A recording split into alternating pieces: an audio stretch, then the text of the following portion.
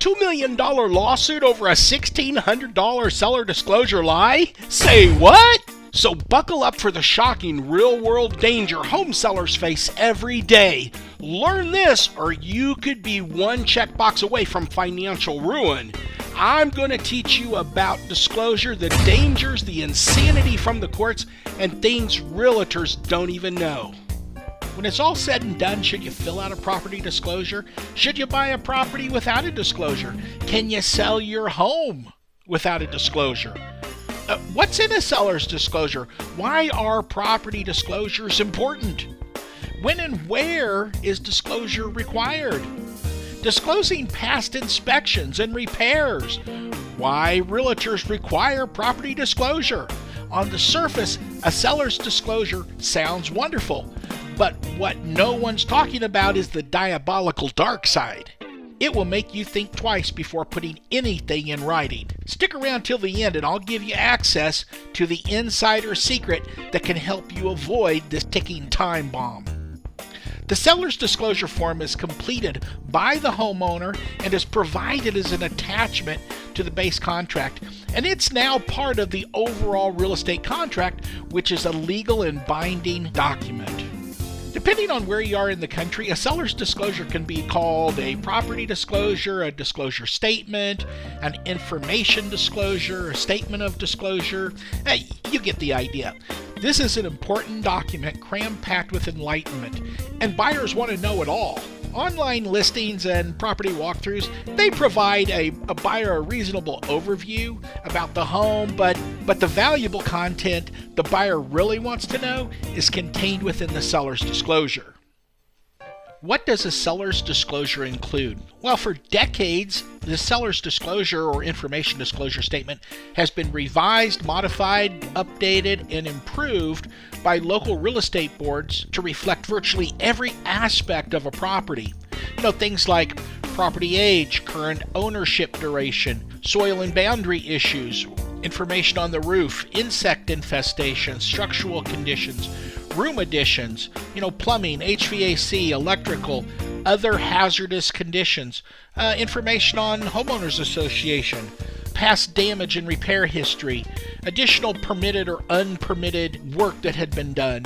Finally, an itemized list of all the fixtures and equipment, and whether the equipment stays or goes, is operational or broken. These are things buyers really want to know. Is a seller's disclosure required in all states? No. In fact, most states have no law requiring sellers to provide a seller disclosure statement with the real estate contract. With that said, in all states, a seller must reveal any known material defects, either verbally or in writing. Which states have seller disclosure laws? Here are the 14 states that have disclosure laws in place and require a seller disclosure to be attached with the real estate sales contract. It's important to note that the specific requirements for seller disclosures can vary widely by state.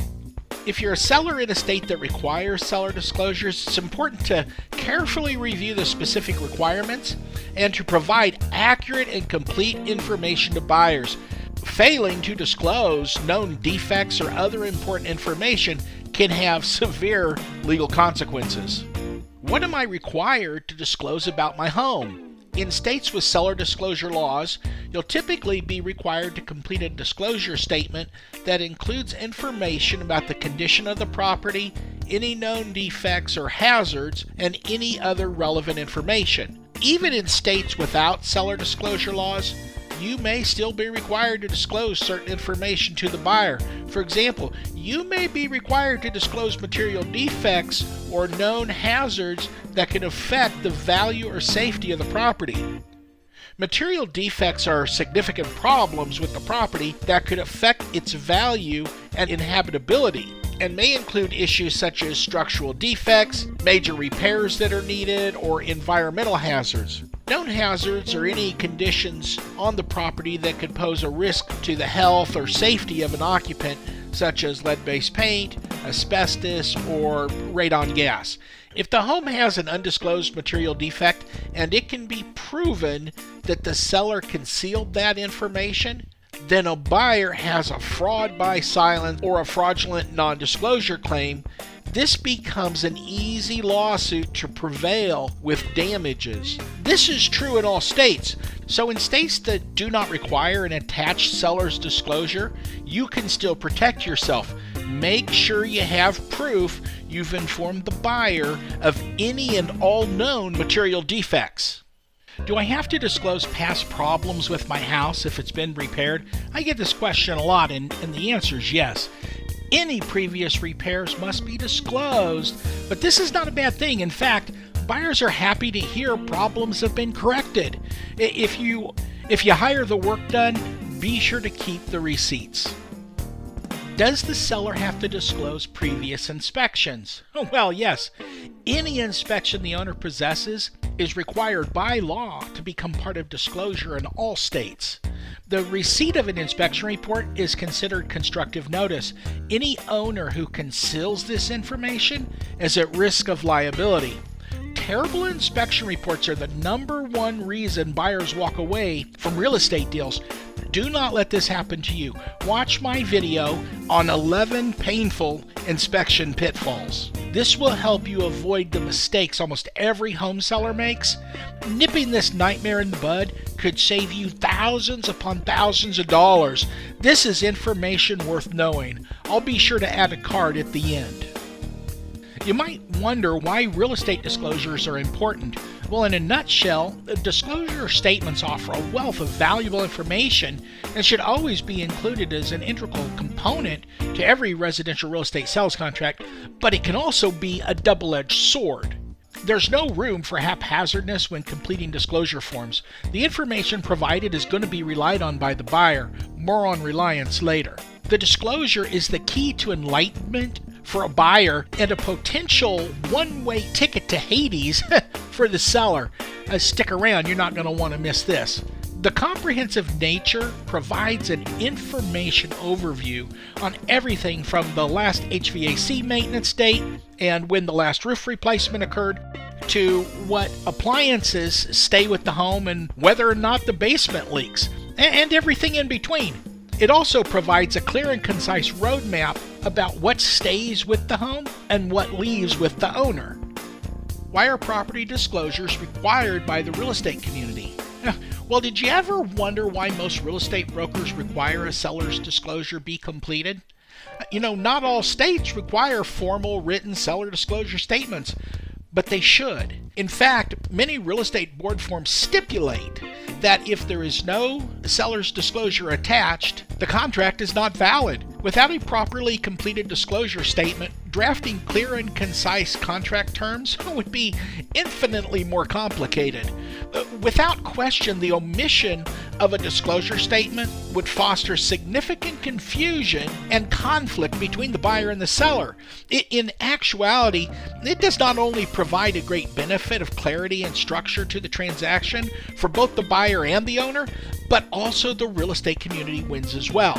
One of the design benefits is to insulate and protect the real estate community from claims of conspiracy and collusion.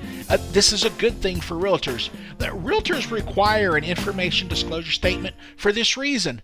Let's say a buyer closes on the property, and shortly after closing, the buyer believes there was a failure to disclose the major leak in the basement. Well, if no disclosure exists, the seller could easily claim the listing agent advised him not to disclose the defect.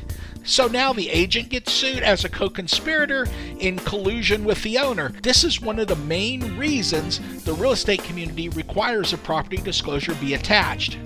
In reality, everyone can still get sued, but with a written disclosure statement, there's a solid paper trail. If the agent did their job correctly, they may escape liability. At the end of the day, if people were just honest and accurate when completing disclosure forms, most of the problems would just go away. Think of it like this.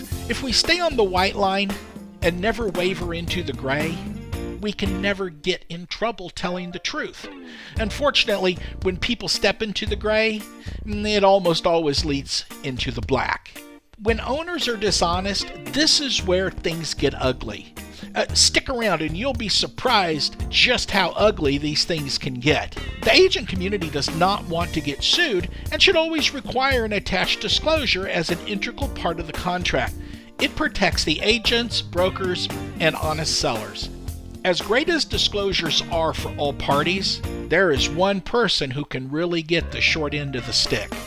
Failure to disclose. This is when the seller disclosures get ugly. As much as this is a good document for the buyer, the very same document can be 100 times worse for the owner.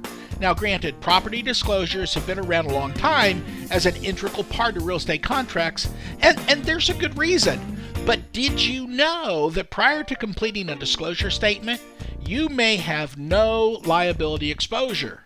Say the buyer purchased this home from a bank, owner number one, as a foreclosure. If the buyer turned around and sold this home and provided no statement of disclosure, it could be argued that there is no failure to disclose because there's no paper trail that can catch owner number two in a failure to disclose situation. The fact may be that owner number two may or may not have actual knowledge of the home either. It could be a simple purchase and flip transaction. Why would owner number two prepare a statement of disclosure? He wouldn't, and he'd be correct. In this situation, both owner one and two don't have a paper trail to catch them in a lie. At the end of the day, it's all about catching the seller in a lie. Neither the bank, owner number one, nor owner number two had knowledge about the home beyond the address, and therefore required disclosures are not applicable.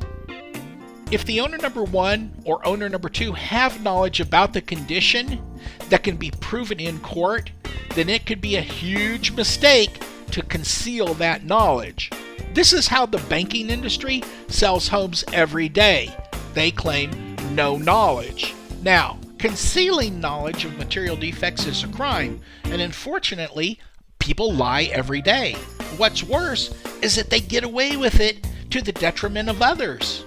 Here's the problem for liars. Over the last 25 years, electronic data storage has become fully comprehensive, and documents can now live forever. Today, when a buyer buys a home, most homes have a traceable seller disclosure history. It makes it much more difficult to be deceptive. Say in 1998, disclosure statement number one said leaky basement, and today, disclosure statement number two said no leaky basement. Well, there better be an attached document somewhere in that equation to support the leak repair. If not, once the new buyer gets moved in and slapped in the face with a flooded basement, he's going to root out the 1998 disclosure statement number one, and the dishonest seller is going to be sunk. This information serves an incredibly important role in the home's defect history. For most people, a home is the largest purchase of their lives, and they don't deserve to be bamboozled by a dishonest seller. Previous disclosure information is the tool used to uncover this deception, and it works surprisingly well. Be aware as a seller, there is a dirty little secret about property disclosures. They're kryptonite if not done correctly. The one thing most agents and virtually all sellers have no idea of is the assumption of liability by filling out a disclosure. Inaccurate or deceptive property disclosures are the basis for most of the lawsuits in the residential real estate market. Keep in mind, as soon as the new buyer gets moved in, all the neighbors are going to come running and tell the story about how the car flew off the highway and crashed into the chimney, or how the basement leaks like a sieve with even the slightest rain. There is certainly an incentive for a seller to conceal or at least minimize the severity of defects on the disclosure. When the seller covers up defects and hides the truth will come out. And this is a windfall cash cow for the legal community. The overwhelming catalyst that drives these lawsuits comes from third-party confirmation of failure to disclose and outright seller deception on the disclosure. The problem with disclosure in real estate is that it's subject to the knowledge of the person filling out the form. What's worse is that with over 1,000 homes sold under my belt, I'm shocked how many homeowners are simply unaware of how many problems exist with their property.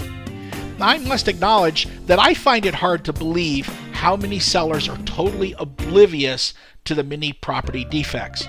And this leads to home sellers defending their lack of knowledge about the leaky basement in court. Here's the problem. It is a fact. Sellers are not aware of all the problems in their homes. Take the elderly woman, for example. She may never go into the basement. To the best of her knowledge, the basement doesn't leak. The buyer conducts inspections. The inspector notes past evidence of water infiltration into the basement. Once the buyer moves into the house, they discover that the basement leaks like a sieve. The buyer now feels they've been lied to and deceived, because how did the seller not know that the basement leaks? The buyer is going to have suffered damages as a result of the inaccurate seller statement, but the buyer was put on notice of basement leakage by his inspector. The seller's disclosure was clearly in error, but is the seller liable for the damage? Here's the problem. Prior to the completion of the statement of disclosure, caveat emptor is in effect. As a seller, you have made no statement that can be used against you in court. As soon as the property disclosure is provided to the buyer, seller protection is gone, and reliance for the buyer is established. Now the seller is on the hook. This leads us into reliance. Reliance creates dependence on or trust in someone or something. In most real estate contracts and on the property disclosure form itself, often a statement is present, something to the effect of, I specifically represent that there are no important representations concerning the condition or value of the property on which I am relying, except as may be set forth in writing and signed by seller. What this is saying is that the buyer is going to rely on what the seller puts in writing. After completing a disclosure statement, the seller has granted reliance on the written word and now has full liability exposure.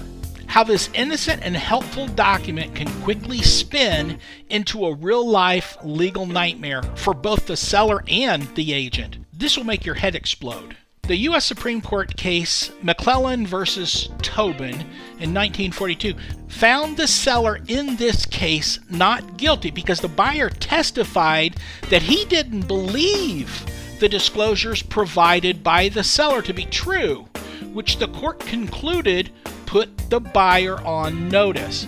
Essentially, the seller made statements about the property that were inaccurate, and the buyer sued. The buyer ultimately lost on the reliance point because the buyer testified the false statements provided by the seller were not believed to be true by the buyer. Because the seller's statements were not believed by the buyer, the court concluded that the buyer did not rely on the false statements. Therefore, the reliance argument was thrown out, which is the right answer. But what if a buyer did believe an inaccurate disclosure statement provided by the seller? The outcome of this case would have been very different. The seller would have found himself liable for the damage because of reliance. But does it really matter? The fact is, as much as this is about the damage to the buyer, it's also about the following litigation that ensued. This case took years, dragging the seller through the district, appellate, state Supreme Court, and ultimately the U.S. Supreme Court. Today, that litigation would cost hundreds of thousands of dollars. For what? Take this case, for example. Seller has undiagnosed early onset Alzheimer's. Completes an inaccurate property disclosure statement about no leaks in the basement. Fact is, the disclosure statement the seller received upon purchase 2 years earlier revealed basement leaks. Did the undiagnosed early onset Alzheimer's seller forget about the basement leaks? Or is the seller a master criminal? Does it matter? Regardless, the buyer didn't get the product he expected based on the information he relied on in the seller disclosure statement. Here's the rub. Seller indicated there was no leaking, no cracks or repairs to the foundation. Buyer's inspector notes a repair to a large crack in the basement foundation. The buyer's inspector clearly contradicted the seller's disclosure, yet the plaintiff claimed in court he relied on the seller's disclosure even though there was a clear contradiction. At this point, with respect to the McClellan verdict, because of the constructive notice, the buyer knew the disclosure was wrong, yet he testified he relied on the inaccurate seller's disclosure, and the judge bought it. Is this upside down world or what? During pretrial, it was established that a previously undiscovered crack was the source of the water infiltration. Repair cost was bid at $1,600. Now, you would think this would be the end of the weaponized court system, but you'd be wrong. Turns out that both the plaintiff and attorney were ambulance chasers seeking nearly $2 million in damages. Stick around because it gets even better. Regardless of the seller's intent of the misstatement, the buyer was put on notice when the buyer's inspector uncovered the repaired crack. The buyer acknowledged he was aware there was a contradiction between the disclosure and his inspector's report. Clearly, the disclosure was inaccurate, same as the McClellan case. When the crack contradicted the seller's disclosure statement about the flawless basement, the case should have been dismissed on no reliance. Yet, over the course of 10 years and hundreds of thousands of dollars wasted, this case went to the state Supreme Court, and that court ignored the McClellan precedent that has stood for nearly 70 years. The court essentially said no home buyer is responsible for their own actions, their own decisions, or their own assessments. And the state Supreme Court essentially screwed every home seller in the country by allowing reliance under any circumstance. Essentially, every buyer now has a free pass to sue any seller for anything they say, any deficiency regardless of constructive notice. The initial reaction to the verdict by the real estate community was outraged at the incompetence of the state Supreme Court, and cheered by the legal community for a hugely expanded platter of litigation options. McClellan liked this case. The buyer was put on notice, overriding reliance, yet the court's error aided in the facilitation of a legal battle with an old woman getting fleeced by the legal system for nearly a decade. Over what? The repair estimate for the basement damage was $1,600, yet these greedy lawyers, accompanied by their greedy client, dragged the heirs of this deceased Alzheimer's patient through the district court, appellate court, and ultimately the state Supreme Court, taking over 10 years and costing hundreds of thousands of dollars in legal fees, all while this greedy attorney and greedy client thought they could cash in for millions in damages for a $1,600 repair. Is this right or wrong? Should this occur? The spirit of the property disclosure is great. It helps a buyer get an idea of what they're getting into, which has always seemed reasonable. The element of reliance has morphed into a litigious monster that every home seller should be concerned about if your home isn't in perfect condition. All it takes is one ambulance-chasing lawyer to cost you hundreds of thousands of dollars in legal fees for nothing. Just so you know, when banks sell foreclosure property, there is no seller's disclosure provided, and the buyer accepts the home for what it's worth. And I'm not aware of a bank that's ever been sued for failure to disclose. Not saying it's never happened. It's just I've never heard of it happening in any of the circles that I run in. And car dealers, they sell flawed cars every day without disclosure.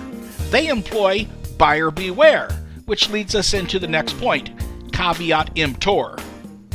This means that the buyer alone is responsible for checking the quality and suitability of the goods before a purchase is made. The buyer alone is responsible, or buyer beware. In this country, caveat emptor has been the accepted standard for commerce from the beginning of time. Well, as soon as the seller completes the seller property disclosure, reliance has been created and caveat emptor has been wiped out. The buyer has shifted the burden of liability from buyer beware to the seller, who just boxed himself into a potentially nightmarish trap. I'm not saying right or wrong, but in my opinion, I believe no one should be allowed to rely on any seller's disclosure. Use it as a guideline, and that's it. No reliance should be allowed. Never, ever, full stop. Do your inspections, evaluate the property, buy it or don't buy it, but reliance is a scheme exploited by the legal community to take advantage of the unsuspecting public. If sellers knew the liability they faced, why in the world would anyone fill out a seller disclosure form unless there was a clause that read something like, "This information is for entertainment purposes only and is in no way, shape, or form to be relied on by anyone, ever. Take this all with a grain of salt. It may all be a pack of lies." In reality, many disclosures today actually contain verbiage like this. I understand that the information in this form is limited to information of which the seller has actual knowledge, and the seller only needs to make an honest effort to be accurate. This is all nonsensical mumbo jumbo. Just remember this: anything you say can and will be used against you. You have a constitutional right not to bear witness against yourself, but we also have a duty to disclose known material defects. Just food for thought. The way this document is crafted, in a way, makes you think it's innocent, when in fact it was crafted by lawyers to serve lawyers. So be on notice. By completing a seller's property disclosure, any hopes of avoiding long-term legal liability for housing defects is now completely gone. What can you do to help insulate yourself from the ambulance-chasing lawyer? Well, be thorough and tell the truth. It's your only chance, and at that, it's no guarantee. Cars are sold as is without warranty, and banks sell foreclosure property with no seller disclosure, and they do this every day. Both of these systems, they may not be perfect, but at least everyone knows where they stand. These systems work just fine, and the lawyers can't seem to get their greedy mitts deeply entrenched into either of these market segments. So why not the residential resale housing market? In fact, in many cases, sellers are totally unaware of the defects they should be aware of. The problem is that judges and juries penalize homeowners for being ignorant of their property defects. They say things like, "Well, you should have known," and anyone would have known that. Neither of these statements are provable, but the courts clearly cannot be trusted to make the right call. This is wrong in every way, shape, and form, but what's the answer? If you have any clever ideas, please add them into the comments. I say remove the buyer reliance from the disclosure statement, or to hell with the seller disclosure altogether. Obviously, getting rid of the seller's disclosure makes no sense, but reliance should go. Maybe arbitration would solve the problem. These are questions that are not going to be resolved here, but should make every seller think twice about being deceptive on a seller's disclosure statement or being ignorant of property defects. It could certainly be argued that caveat emptor might be a reasonable legal standard. Granted, no one likes to be lied to, so take reliance out of the equation. The buyer should assume everything is a lie and do their own inspections, their own research, and come to their own conclusions. And if the buyer's not comfortable with the home, offer less or don't buy it. Clearly, we can't trust the idiotic courts to do the right thing. They seem to screw up everything they touch. If anything, we need to figure out a way to prohibit lawyers from costing home sellers hundreds of thousands of dollars to defend claims for millions when a $1,600 repair would resolve the issue. This is an abuse, it's wrong, but how can it be fixed? This is the line of fire you put yourself in when you complete a seller disclosure statement. So here's the kicker. Should a seller complete a seller disclosure when selling your home? The answer is yes. First off, 14 states require disclosure by the seller. Number two, any broker for his own protection is going to require a paper trail of the seller disclosure statement. Number three, it provides full clarity and removes confusion about what stays with the home and what doesn't. Number 4, it answers most home-related questions asked by the buyer. And finally, it's a very valuable information guide detailing almost every aspect of the home's maintenance history. So, what can you do to help insulate yourself or minimize risk from a lawsuit? I would say 1, be accurate. Good luck. Most home sellers have no idea what's wrong with their home. They don't know if their wiring is copper or aluminum. Number 2, tell the truth. Treat others the way you want to be treated. Simple, golden rule. Number 3, you can't get hurt telling the truth. Well, we've all been told this. At least you have a better chance if you tell the truth. For most home sellers, there is no hiding the truth. A property disclosure is a great thing when it is accurate, but when it's not, oh boy, how the vultures swarm to exaggerate every inaccuracy in a seller disclosure statement with the sole intent of demonizing and wrecking the character of the seller, with the ultimate mission of extracting millions. It appears we have chosen to live in a society where we blame everyone else and take no responsibility for our own actions. So, be accurate and tell the truth. Should a buyer buy a home without a seller's disclosure? Look, homes are sold every day without disclosures. In fact, disclosures are not something you find in most of the country, and to a very limited extent in the investment community. I have bought most of my homes without a property disclosure, and yes, there's always a surprise from time to time, but nothing that warranted suing for millions of dollars. Just do your inspections, use common sense, and you should be fine. Now, can I sell my home without a seller disclosure? Well, without question, you can do this. We live in the United States of America. Its citizens have the right to contract. This is the foundation of our country. Need I mention the contract our government has with the people called the Constitution, and another contract called the Bill of Rights. These are contracts, no different than an employment contract, a mortgage contract, or a contract with a funeral home.